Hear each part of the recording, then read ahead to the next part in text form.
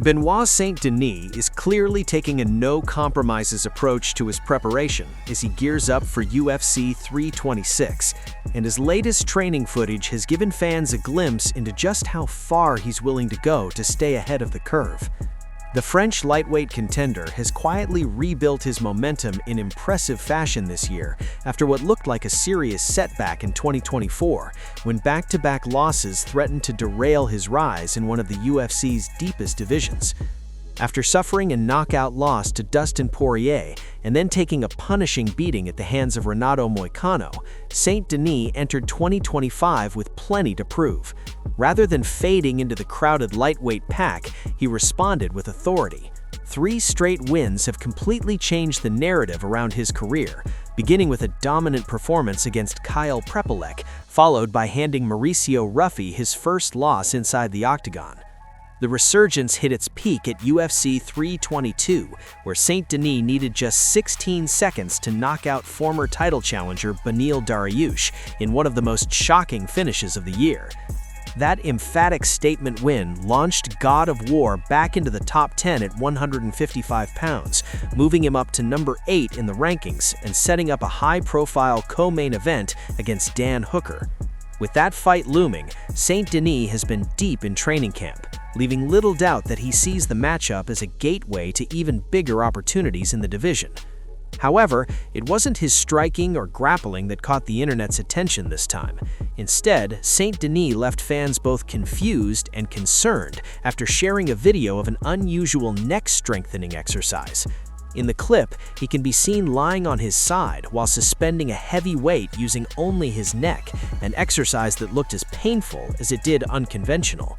The footage quickly made the rounds on social media, prompting a flood of reactions ranging from disbelief to outright horror. Some fans joked that they strained their necks just watching the video, while others questioned whether the drill served any real purpose. Comments ranged from "that looks painful" to "how to break your neck tutorial," with more than a few people urging others never to attempt something like it themselves. While the method raised eyebrows, it also reinforced Saint-Denis' reputation as someone willing to push his body to extremes in pursuit of improvement, especially in areas like durability and grappling defense, where neck strength can play a crucial role. Looking ahead, Saint-Denis isn't hiding his ambitions. While Dan Hooker stands directly in his path for now, his long-term goals stretch far beyond a single win. After his knockout of Dariush, the Frenchman made it clear that he has his sights set not only on the UFC lightweight title, but also on Max Holloway's BMF belt. He's spoken openly about how privileged he feels to compete in such a brutal, talent-rich division, and he believes that chasing both belts represents the ultimate challenge. With Holloway set to defend the BMF title at UFC 326, just weeks after Saint-Denis faces Hooker, the timing couldn't be more interesting. If Saint-Denis continues his current run, his name could soon be impossible to ignore in conversations about the future of the lightweight division. For now, though, his focus remains on preparation, even if that preparation includes training methods that leave fans wincing and wondering just how far is too far.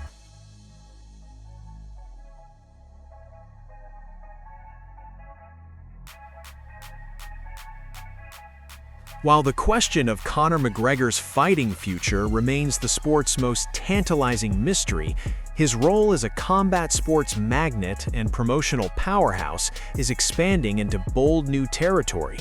The former 2-division UFC champion, already a seismic figure as a part owner of Bare Knuckle Fighting Championship, BKFC, is now set to become the charismatic face of the promotion's most ambitious project. In 2026, McGregor will step into the role of host for a major BKFC docuseries, a move that leverages his unparalleled microphone skills to chronicle the globe-trotting search for the world's baddest man, in a tournament boasting a staggering $25 million prize. This isn't a side project, it's a strategic fusion of McGregor's greatest asset, his promotional genius, with BKFC's bid for mainstream cultural relevance, creating a spectacle that may ultimately rival the buzz around his own potential return to the UFC's Octagon. The announcement, made by BKFC president David Feldman, frames the series as a grand cinematic quest. "We will search the world. We're going all over the globe to find who will be named the world's baddest man," Feldman stated, revealing the docuseries will follow fighters through the grueling tournament journey.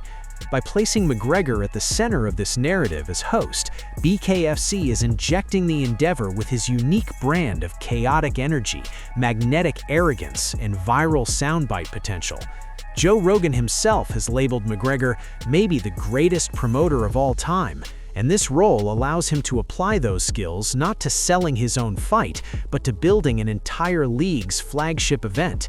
It's a savvy long-game play, using McGregor's star power to attract viewers who might not be bare-knuckle purists, but are drawn to the drama and personality he commands.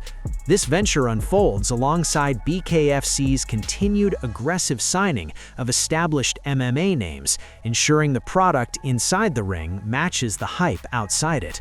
Their upcoming Knuckle Mania card in February, headlined by UFC veterans Ben Rothwell and Andrei Arlovsky for the heavyweight title, is a direct example of this strategy. The involvement of a star like Yoel Romero further blurs the lines between the sports, pulling audiences from one fan base to another. McGregor's hosting role for the 2026 tournament series is the logical culmination of this strategy, offering a sustained, narrative-driven spotlight that a single fight card cannot. It positions BKFC not just as a gritty alternative, but as a major player in the combat sports ecosystem, with the financial muscle and star wattage to command attention. For McGregor, it's another reinvention, from fighter to owner to now the iconic host of combat sports' most lucrative hunt, ensuring that even if the gloves stay off his own hands, his voice and presence will dominate the conversation for years to come.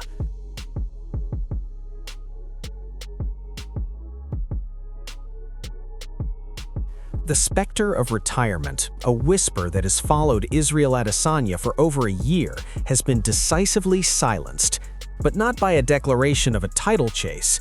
Instead, the last stylebender is promising a return to his first love, the pure, unfettered, and risky expression of combat art. After a punishing stretch where he lost 4 of 5 fights, culminating in a TKO loss to Nasruddin Imavov, Adesanya is shedding the weight of championship expectation. "For me, it's not about belts anymore," he stated plainly during a recent Q&A. "I've got 2 shiny belts at home." This is a profound psychological shift. The man who once defined the middleweight division is now unburdening himself from its politics and pressures, seeking not to reclaim a throne, but to rediscover the joy that built it. His blueprint for this comeback is not a new evolution, but a conscious reversion. He speaks not of adding new weapons, but of re-embracing an old mindset, the freedom to fail spectacularly in pursuit of something brilliant. He pointed directly to his 2018 fight with Brad Tavares, where at the end of the first round, he attempted a rolling thunder kick, a high-risk, low-percentage move that missed. That moment for Adesanya represents a lost essence. "I want to try shit like that again," he said, longing for the days when his fights were canvases for unpredictable creativity rather than calculated title defenses. This is the core of his promised change. We may not see a wrestler or a grinder emerge. We are far more likely to see the return of the flamboyant, almost playful striker who danced his way to the top, willing to experiment and entertain in equal measure. This philosophical pivot makes his next move fascinatingly unpredictable. With a desired Sean Strickland rematch off the table, Adesanya's return opponent becomes a blank slate for this new, old approach.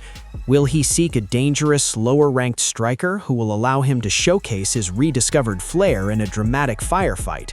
Or will he test this liberated mindset against a grinding contender, attempting to solve a stylistic puzzle with the playful ingenuity of his early career? One thing is clear, the stakes have been personally redefined. The win-loss column, while always important, may no longer be the sole measure of success for Adesanya. Success will be measured in moments of audacity, in the execution of a risky sequence purely for the art of it, in fighting more freely than he has in years.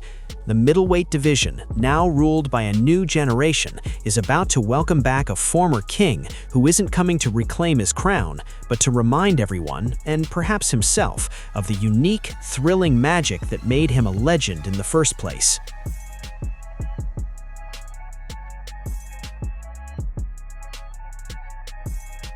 The UFC 326 card has taken an early hit as one of its originally announced matchups is no longer going ahead, adding an unexpected wrinkle to what was shaping up to be a strong pay-per-view lineup.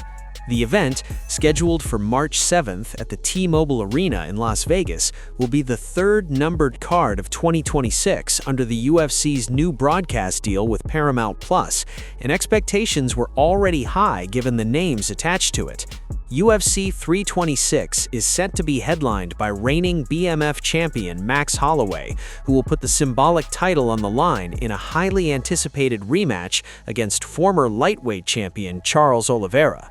Their first meeting produced fireworks, and the sequel has been positioned as a centerpiece fight that blends legacy, violence, and fan appeal. The card also features another notable rematch, with Renato Moicano and Brian Ortega scheduled to collide at lightweight after both men previously challenged for UFC Gold. In addition, a key middleweight matchup between Caio Baralho and Renier de Ridder is expected to have serious implications for the 185-pound title picture. However, the lineup has now lost one of its initially announced bouts. According to a report from MMA journalist Leo Guimarães, Paulo Costa has pulled out of his scheduled middleweight fight against Bruno Ferreira. At the time of writing, no official reason has been given for Costa's withdrawal, and the UFC has yet to announce whether Ferreira will remain on the card with a replacement opponent. Costa's exit is disappointing, particularly given that he appeared to have some momentum again after a much-needed win in his last outing. The Brazilian veteran last competed at UFC 318 in July, where he earned a unanimous decision victory over Roman Kopylov. That win snapped a two-fight losing streak and briefly steadied his standing in the division following losses to former champions Sean Strickland and Robert Whittaker in 2024. Despite his star power and reputation, Costa has struggled to find consistency in recent years and currently holds a 2-4 record over his last 6 UFC appearances. At 34 years old, Costa was likely viewing the matchup with Ferreira as an opportunity to string together back-to-back wins and reinsert himself into meaningful middleweight conversations. Instead, his withdrawal adds further uncertainty to a career that has been defined as much by inactivity and setbacks as by explosive performances inside the octagon.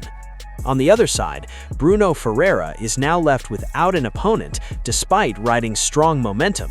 Ferreira is coming off an impressive unanimous decision victory over former title challenger Marvin Vettori at UFC 323 earlier this month, a result that elevated his profile and reinforced his status as a dangerous presence at 185 pounds. Nicknamed the Hulk, Ferreira is currently on a 3-fight winning streak, with his only recent loss coming via third-round submission to Abus Magomedov at UFC 308 in October 2024. With UFC 326 still months away, there is time for the promotion to find Ferreira a replacement opponent, but Costa's withdrawal nonetheless reduces the depth of a card that had only 5 bouts officially announced. Whether the UFC opts to reshuffle the lineup, book a short-notice replacement, or move Ferreira to a different event remains to be seen. For now, UFC 326 moves forward minus one of its middleweight attractions, a reminder of how quickly even high-profile fight cards can change.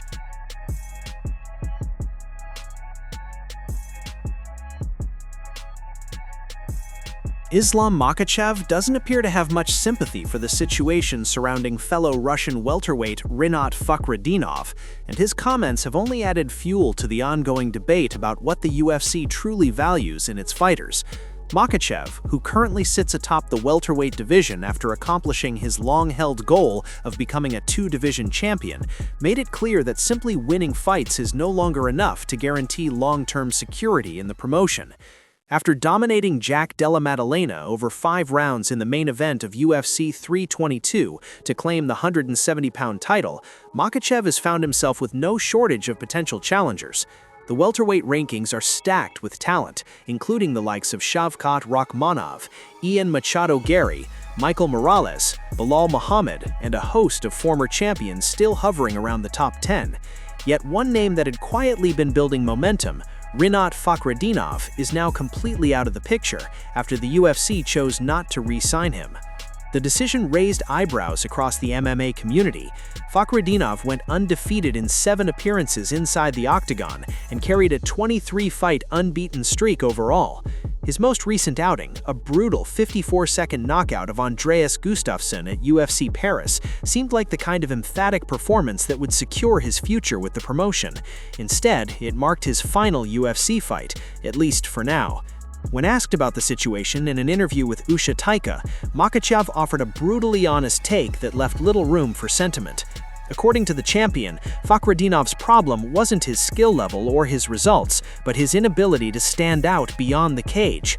Makhachev explained that the UFC is ultimately a business and prioritizes fighters who can sell themselves, generate interest, and draw attention from fans around the world. Simply showing up, winning fights, and remaining quiet is no longer enough in today's landscape.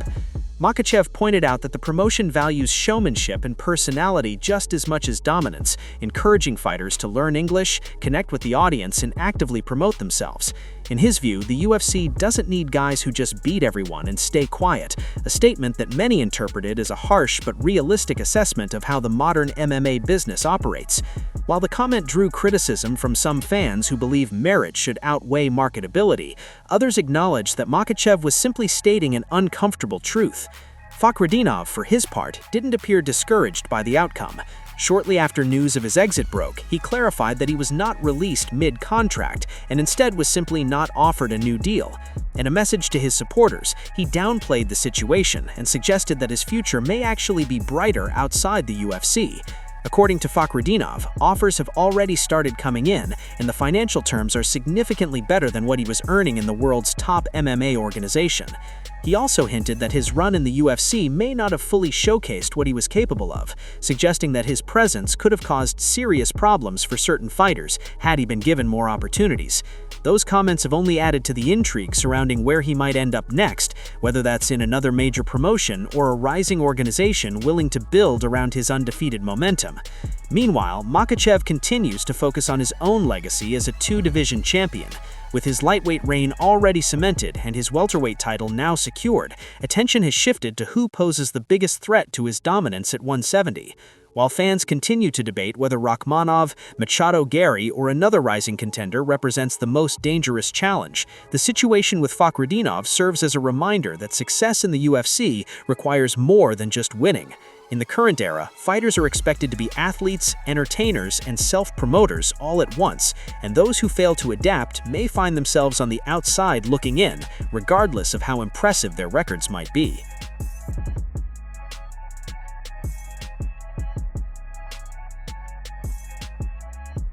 Tom Aspinall may only just be getting started as the undisputed UFC heavyweight champion, but if his recent comments are anything to go by, his reign might not stretch nearly as long as many fans would expect. The Englishman finally ascended to the top of the division in 2025 after a prolonged and frustrating interim title run, one that dragged on amid constant uncertainty surrounding Jon Jones' future.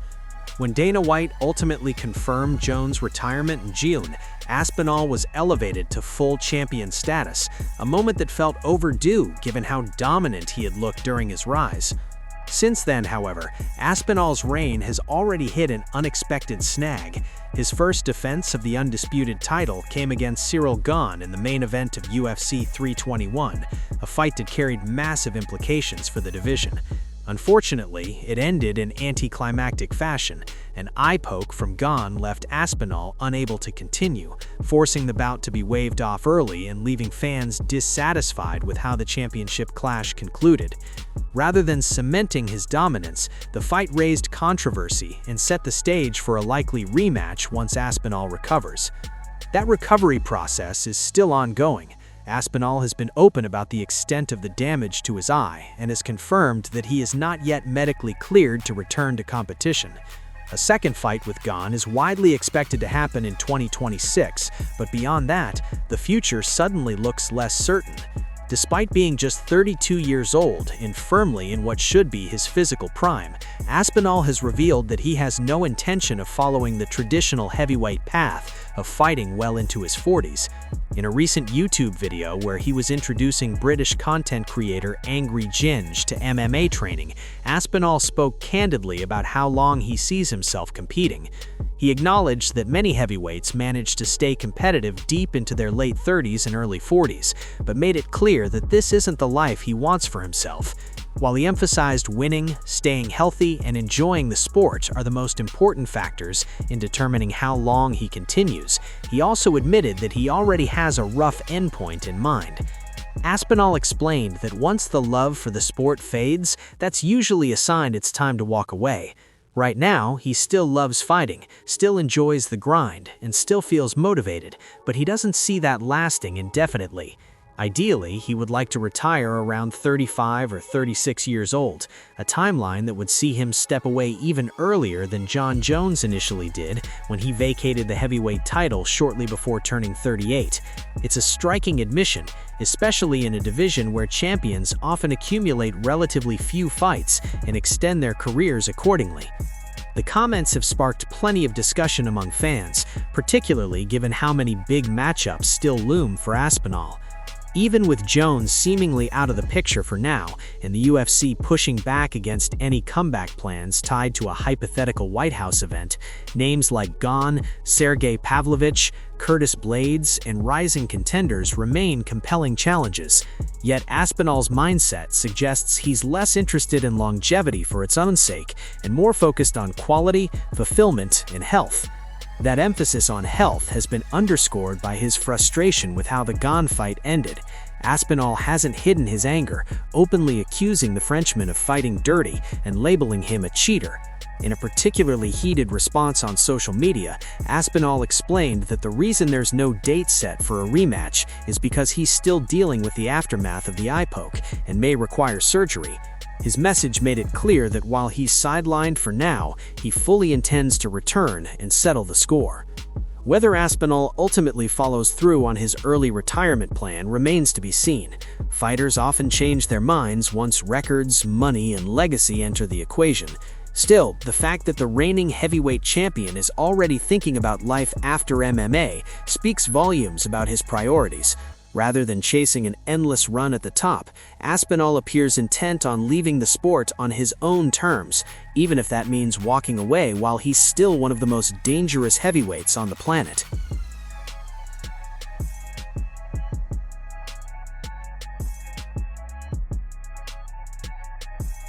Robert Whittaker isn't ruling anything out as he looks ahead to the next phase of his UFC career, and a move up to light heavyweight is very much on the table as he targets a return to competition in 2026.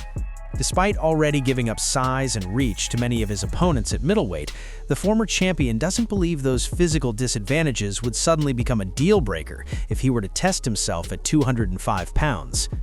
The Australian has had a difficult stretch over the past couple of years. A brutal face crank from Khamzat Chimaev left him with multiple cracked teeth, and his only appearance in 2025 ended in a narrow split decision loss to Rainier de Ridder. With a 2-3 record across his last 5 fights and no clear path back to the middleweight title picture, Whittaker finds himself at a crossroads in his career. At 35 years old, the grind of making 185 pounds has also become increasingly demanding, which has naturally led him to explore other options. Speaking on his MMArcade podcast, Whittaker admitted that he's seriously considering a move up in weight when he returns next year. He explained that he's grown into a bigger frame and doesn't feel particularly concerned about being undersized, pointing out that he already deals with height and reach disadvantages against middleweights. He noted that critics would inevitably argue he's too short for light heavyweight, but from his perspective, that criticism doesn't carry much weight. Whittaker emphasized that most of his opponents at 185 pounds are already taller and longer than him, so the adjustment wouldn't be as dramatic as some might think. A jump to 205 pounds would be a notable development in Whittaker's career, especially given his journey through multiple weight classes.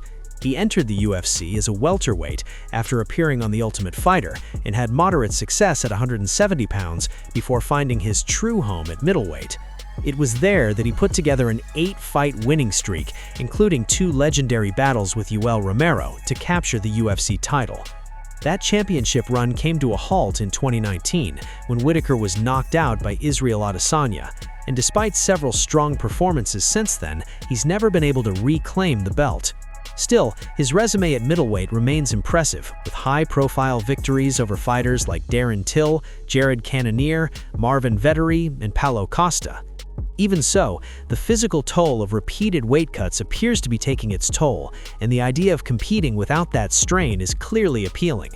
The size gap at light heavyweight would be real, especially when compared to fighters like reigning champion Alex Pereira, who stands 6'4" with a 79-inch reach, compared to Whittaker's 6-foot frame and 73-inch reach. But for Whittaker, those numbers aren't enough to scare him away from the challenge.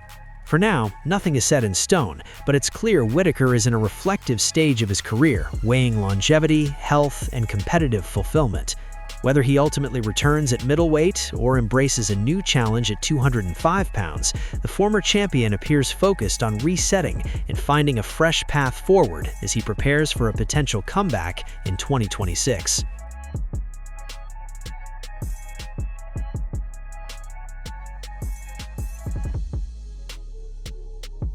The start of 2026 has delivered a crushing, personal blow to one of combat sport's brightest rising stars, as Dakota Ditcheva's highly anticipated return in PFL Dubai has been shattered by injury. The undefeated flyweight phenom, who carved a path of dominance through the PFL to claim the 2024 championship and a $1 million prize, was poised to launch her new campaign with a statement on February 7th against Denise Kielholtz. Instead, she is facing the fighter's cruelest foe, the forced inactivity of the training room. In a raw and emotional statement on Instagram, Ditcheva laid bare her devastation, confessing the news broke her in waves. "I'm truly heartbroken. I cried 2 days straight when I injured myself, then cried again yesterday when it officially got announced," she wrote. For an athlete whose identity and joy are so deeply entwined with competition, the setback is a profound emotional wound, compounded by the frustration of a 2025 that saw her compete only once. Ditcheva's anguish is rooted in more than just a missed booking. It's the sting of momentum halted, of lost time she desperately wanted to reclaim. "Only fighting once last year was a nightmare for me, and I really wanted to make up for lost time," she admitted, highlighting the relentless drive that fuels a champion. Her statement, "I live a great life, but nothing makes me happier than being in that cage," is a powerful testament to the singular passion that has propelled her to a perfect 14-0 record. Yet, in a display of the resilience that defines her career, Ditcheva quickly pivoted from sorrow to acceptance and forward-looking resolve. However, that being said, "I know it just wasn't meant to be," she stated, embracing the brutal, unforeseen logic of the fight game. She assured her fans, the promotion, and her would-be opponent that she is healthy and healing, with a firm promise, "I will be back before you know it." The fallout from this withdrawal now leaves a significant hole in the PFL Dubai card and a question mark over the immediate future of the flyweight division. The promotion must decide whether to seek a short-notice replacement for Kielholtz or to simply postpone what is a compelling matchup between a proven champion and a dangerous veteran until Ditcheva is fully recovered. For Ditcheva, the path is one of patience and precise rehabilitation. The explosive finishing power that became her trademark, the very tool that made her a breakout star and $1 million winner, must now be carefully sheathed as her body mends. Her return will be one of the most anticipated moments in the 2026 season, not just for another potential victory, but for the triumphant resurgence of a fighter whose heart, momentarily broken by circumstance, is undoubtedly still wired for war.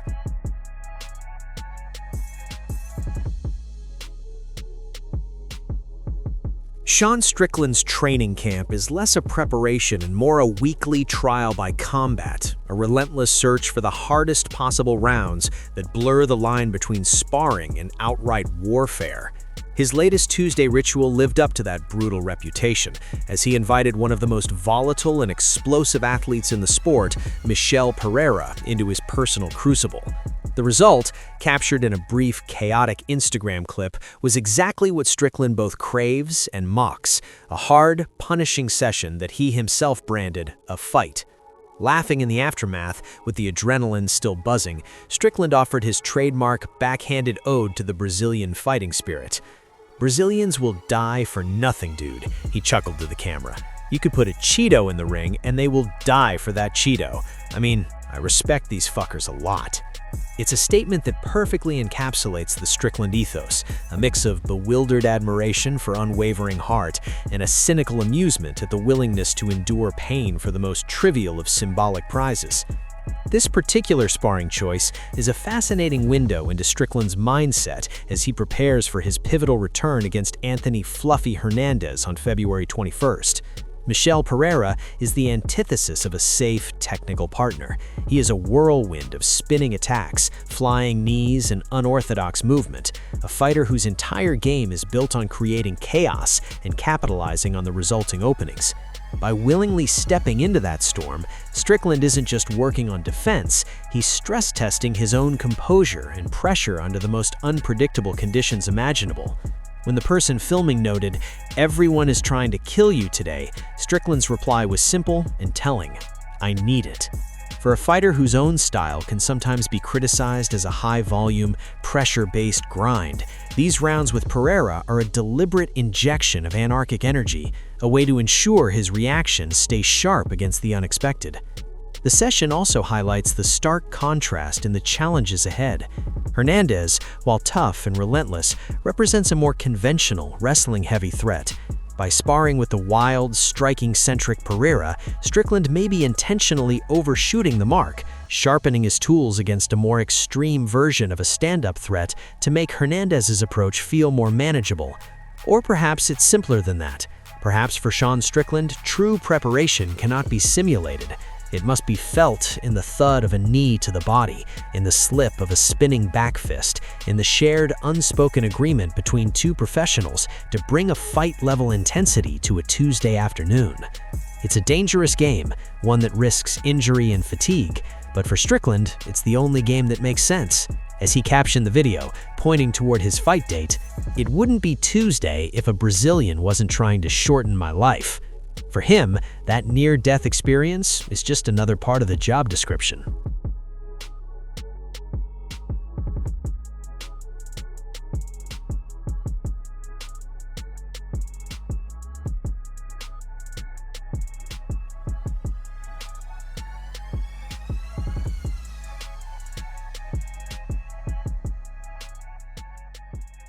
The image of a reigning UFC champion, Ilia Topuria, laughing and singing in a car with fellow elite fighter Merab Dvalishvili should be a harmless snapshot of camaraderie. But in the context of a lightweight division frozen in place, a title held hostage, and a champion on an indefinite hiatus, the viral clip has become a lightning rod for frustration, crystallizing a growing sentiment that sympathy has its limits. Topuria has been clear and public about the severe personal struggles keeping him from the octagon, a separation and what he describes as extortion attempts, all centered on protecting his children. He has stated he will not return before mid-2026 and has asked for privacy.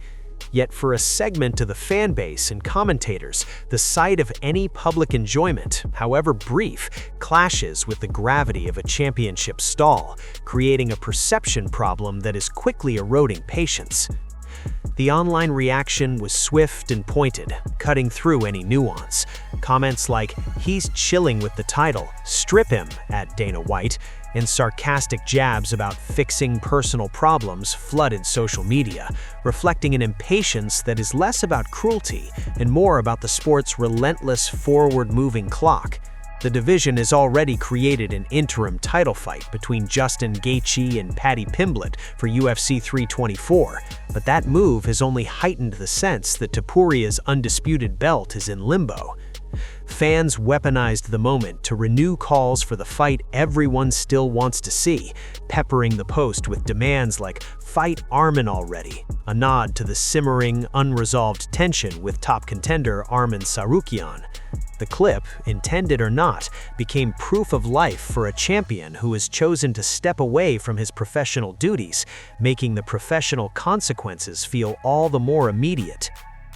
This public relations stumble plays directly into a procedural argument already being made by voices like Chael Sonnen. The American gangster has drawn a clear line in the sand, arguing that while injuries or illnesses warrant interim titles, a personal absence, no matter how justified, does not. The moment Ilya informs us that he is missing matches for anything outside of illness or injury, that's when you strip him, Sonnen stated, framing it not as a desire, but as a necessary precedent. He expressed sympathy for Topuria's plight, but emphasized that pity cannot paralyze a weight class. The video, for its critics, visually underscores this argument. If a champion is well enough to be out and about, even during a personal crisis, the sport's business cannot wait indefinitely. The divide in reactions is stark. Many fans saw only a beautiful moment of friendship between two GOATs, a human respite from the grind. But for others, it was a jarring reminder of the championship belt sitting idle. Topuria is undoubtedly navigating a genuine and painful personal ordeal, deserving of space and understanding. However, the UFC ecosystem operates on a different set of rules, where visibility is currency and inactivity is the ultimate sin. This incident has sharpened a difficult question for Dana White in the promotion. How long can empathy for a champion's private life outweigh the functional needs of the sport? The singing may have stopped, but the echoing debate about legacy, responsibility, and the true price of a title has only grown louder.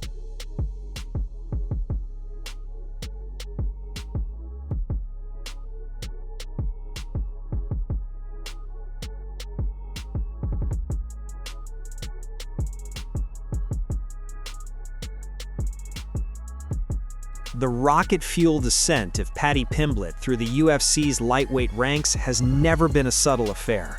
A blend of undeniable charisma, improving skill, and the promotional machinery operating at full tilt. Now, with an interim title shot against the legendary Gaethje at UFC 324, that ascent has reached its most critical and controversial juncture, drawing skepticism from seasoned veterans who view the scramble for gold through a more cynical lens. Former UFC champion Luke Rockhold has become a vocal critic of this specific push, articulating a sentiment shared by a faction of fans and purists, that the interim title, in this context, feels less like a sporting necessity and more like a strategic vehicle engineered for the baddie's stardom. In a candid interview with Submission Radio, Rockhold pulled no punches, framing the upcoming main event as a transparent attempt by the UFC to fast-track Pimblett into championship relevance. "I think they're trying to do anything they can to put little Paddy into a title situation," Rockhold stated, his words highlighting the perceived artificiality of the stakes. His criticism zeroes in on the inherent paradox of an interim belt, especially when the undisputed champion, Ilya Topuria, is sidelined for personal reasons rather than competitive ones. Rockhold points to Gaethje's own veteran perspective as evidence, noting, "He knows that none of that really means much to him because he wants to be the real champion." This draws a sharp contrast with Pimblett's embrace of the championship narrative, a narrative Rockhold implies is prefabricated. They're doing anything they can to get Paddy the best matchups to be a champion and bring that love back to the UK, he concluded, framing the fight less as a meritocratic contest and more as a business decision aimed at cultivating a regional hero. This critique lands in the complex space between sporting integrity and entertainment economics. There's no denying Pimblett's draw. His connection with the UK fanbase is electric, and his fights consistently deliver drama. His skills have visibly evolved, transforming him from a pure prospect into a legitimate threat. However, the leap from entertaining contender to interim title challenger, bypassing other established names in a stacked division, naturally raises eyebrows. It creates a compelling drama of its own, the beloved, polarizing star being handed an opportunity that seems, to some, disproportionate to his resume. against a battle-hardened warrior in Gaethje, who represents the ultimate gatekeeper of legitimacy. Rockhold's comments underscore a deeper tension in modern MMA. The interim title, once a tool for divisions log-jammed by injury, has increasingly become a promotional device to create parallel storylines in main events. In this case, it serves a dual purpose. It keeps the lightweight division moving in Topuria's absence, and it places Pimblett in the highest profile possible scenario to either cement his status as a true elite fighter or to expose his rise as premature. For Gaethje, it's another chance to add a tangible belt to his incredible legacy, even if he, as Rockhold suggests, likely views it as a stepping stone back to the undisputed crown. For Pimblett, it is the ultimate validation and the moment to silence critics like Rockhold by doing the unthinkable. The fight, therefore, is layered with more than just championship implications. It is a referendum on merit versus marketability, on whether the best matchups can indeed forge a real champion, and on whether the relentless noise surrounding the baddie can survive the brutal, honest silence that Gaethje is always so determined to bring.